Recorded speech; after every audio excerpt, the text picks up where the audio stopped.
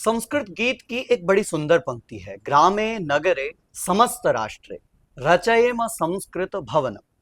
ये मात्र एक पंक्ति नहीं है, ये एक विचार है, जिस विचार को आज पूरी दिल्ली में फैलाने के लिए बहुत सारे कार्यकर्ता, बहुत सारे ऐसे बड़े बड़े संगठन लगे हुए हैं। और आज जब मैं आपसे बात कर रहा हूं तो हमारे साथ युग्म पथ पर ऋषि महोदय बैठे हैं, जो इस पूरे कह लीजिए कि ये जो एक विचार है या ये जो पूरा एक शिविर जो लगाए जा रहे हैं, इसमें कहीं ना कहीं आप भी इसमें शामिल हैं, इसको देख रहे हैं, इसकी पूरी एक दिनचर्या रूपरेखा बना रहे हैं। ये जो दिल्ली में आप 1008 जो ये शिविर लगाने जा रहे हैं, इसका क्या मतलब है, क्या रूपरेखा है, अगर समझना चाहें तो।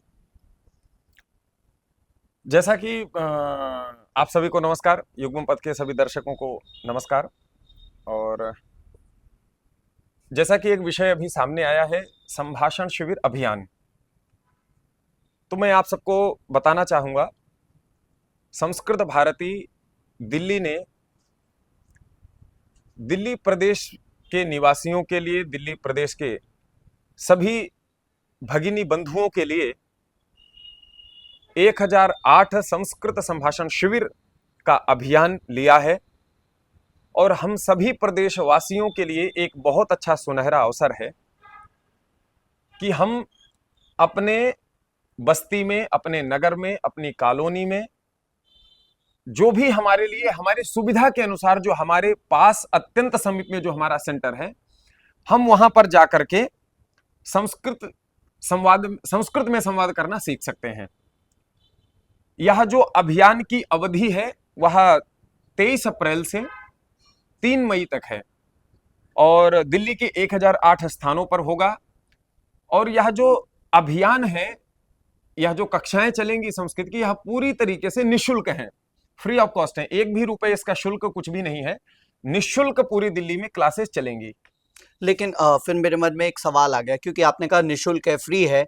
जो शिक्षक इस पूरी क्लास को पढ़ाएंगे, इसमें अपना समय देंगे, उनके लिए आपने फिर क्योंकि वो अपना समय दे रहे हैं, क्या वो एक सेवा के भाव से, क्योंकि संस्कृत को सेवा कहा जाता है, क्या एक सेवा भाव से है या फिर क्या विचार हैं आपके? संस्कृत भाषा जो है वो एक प्राण तत्व है और उस प्राण तत्व के लिए,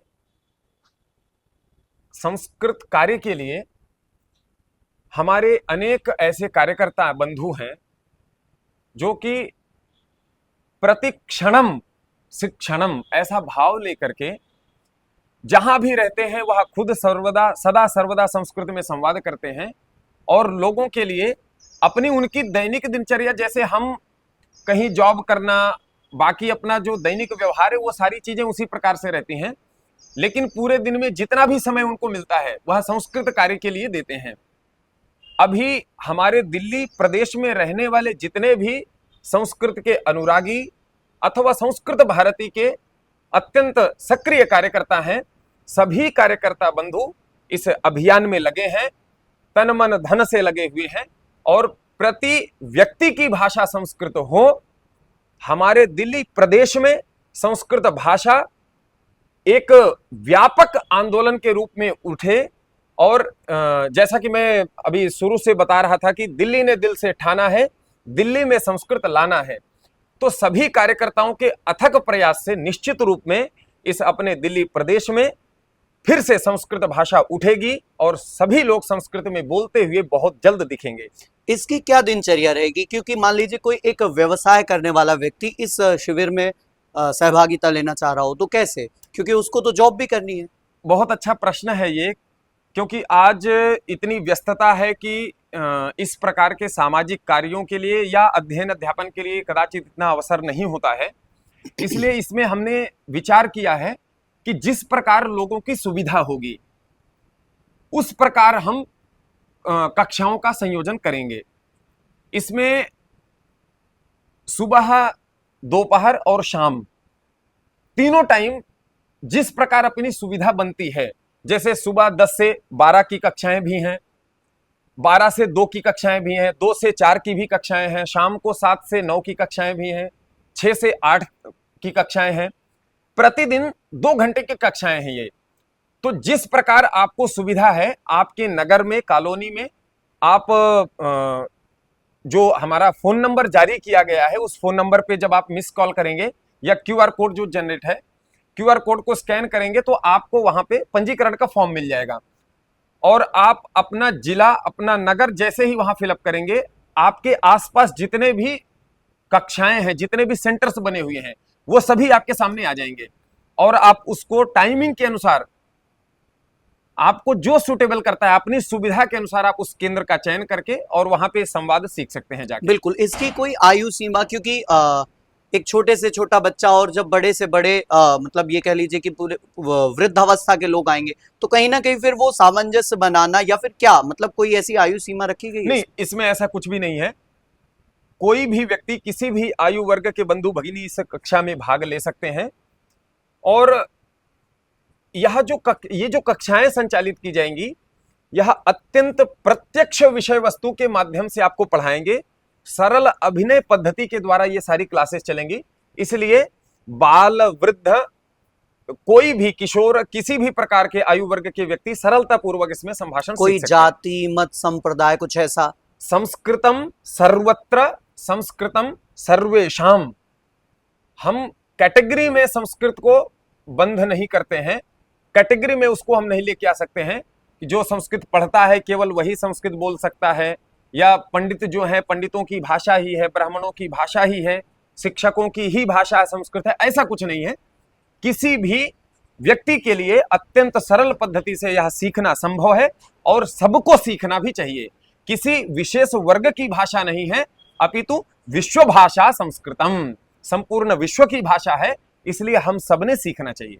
बिल्कुल। इस ये जो पूरा अभियान चल रहा है, इससे क्या आपको लगता है कि आने वाले समय में संस्कृत का एक शंखनाद होगा, या संस्कृत को लोग समझने की इच्छा रखेंगे, जानने की इच्छा रखेंगे, आपको लगता है? निश्चित रूप में दिल्ली बदलेगा तो देश बदलेगा। अगर दिल्ली जैसे प्रदेश में इस प्रकार का व्यापक अभियान लेकर के संस्कृत के प्रति जागरूकता लोगों की बढ़ती है तो निश्चित रूप में इसका परिणाम पूरे देश को दिखेगा और पूरे देश में एक वायुमंडल होगा। संस्कृत को लोग फिर से अपनाएंगे और जो डेड लैंग्वेज की बात करते हैं, संस्कृतम मृत भाषा न संस्कृतम अमृत भाषा, यह एक परिवर्तन, मानस परिवर्तन प्रत्येक व्यक्ति में देखने को मिलेगा। बिल्कुल। तो ये जो पूरा अभियान है, 1008 आप कह रहे हैं कि शिविर लगाई जाएंगी और हर एक व्यक्ति दिल्ली का अपने निवास स्थान से बिल्कुल नजदीकी सेंटर पर भी जा सकता है। तो क्या कुछ कोई वेबसाइट, कोई जैसे कि अभी आपने बताया स्कैनर, खैर हम उसको स्क्रीन पर भी चलाएंगे, और लेकिन ये सब एक तरफ है, आप जिस अभियान में जुड़े हैं और जिस अभियान को कर रहे हैं, इसमें बहुत सारे लोग जुड़े होंगे क्योंकि ये बहुत बड़ा अभियान है। क्या और किस लिए? मतलब एक होता है ना कि भाई हमें ये चाहिए इसलिए हम इस कार्य को कर रहे हैं, या फिर निस्वार्थ है? हमारा स्वार्थ है, निस्वार्थ प्रयोजनम अनुद्दिश्य मंदोपि न प्रवर्तते। तो स्वार्थ हमारा निश्चित है।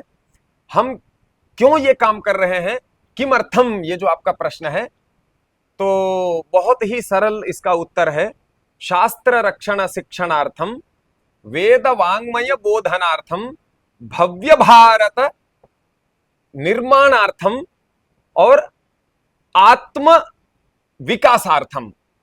इस प्रकार के कई उत्तर हो सकते हैं। मुख्य रूप से हम संस्कृत भाषा को जानें, सरलता पूर्वक समझें और आत्म विकास करते हुए, समाज कल्याण को ध्यान में रखते हुए जन जन की भाषा को संस्कृत बनाने के लिए हम सभी अग्रसर हों, यही प्रयास है।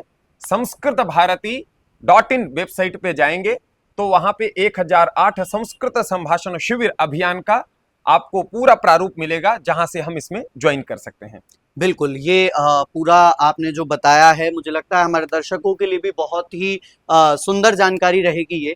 और आप भी जितने लोग इस वीडियो को देख रहे थे, सुन रहे थे, वो सब जैसा कि अभी स्क्रीन पर हम दिखा रहे हैं, आप इस स्कैनर के माध्यम से अथवा इस नंबर के माध्यम से इस शिविर में सहभागिता ले सकते हैं।